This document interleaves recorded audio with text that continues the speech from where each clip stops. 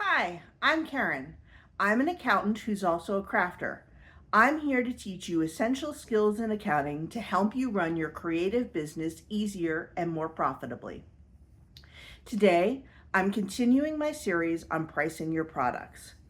I'd like to talk about how material costs make up part of the cost of goods sold and how that influences the price of your products. As I've said before, the most common way to price your products is to add up the cost of producing them and multiply that by 2 to get the wholesale price and multiply by 4 to get the retail price. But what makes up the cost of production? The most common costs of production are materials, labor, and overhead. I've already talked about calculating the cost of labor in a previous video. I've put a link to that video in the description of this one, as well as linking it to this video. Material costs probably seem like the easiest cost of production to calculate, and yet it can get confusing. How do you calculate the costs of various materials? By square inch, by weight, by individual item? It really depends on what the materials are and the easiest way to figure out the cost. Let's use an example from my business. I'm a sewist. I make bags, purses, wallets, messenger bags, etc. My main material, therefore, is fabric. The easiest way to calculate the cost of materials for fabric is to figure out the cost per square inch. For example, let's say I buy a piece of fabric that is 2 yards long by 45 inches wide for $15. 2 yards long by 45 inches wide equals 3,240 square inches. If I divide $15 by 3,240, I get approximately half a penny per square inch. When I make products, I calculate the number of square inches I'm using to make that product.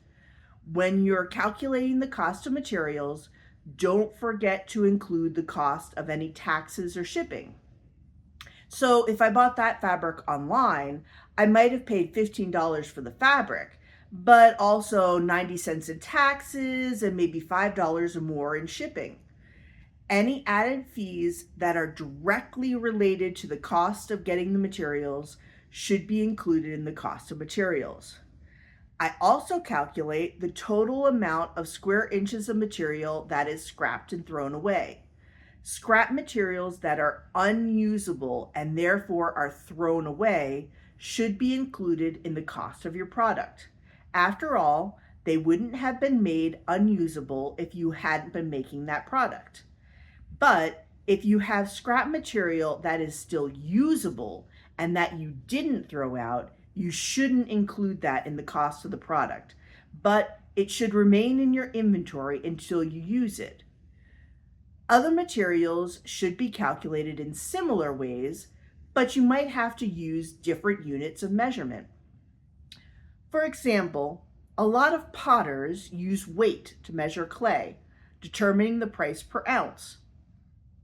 And if you're making jewelry, you'll want to get the price per bead and the price per inch of wire, as well as the price for each finding.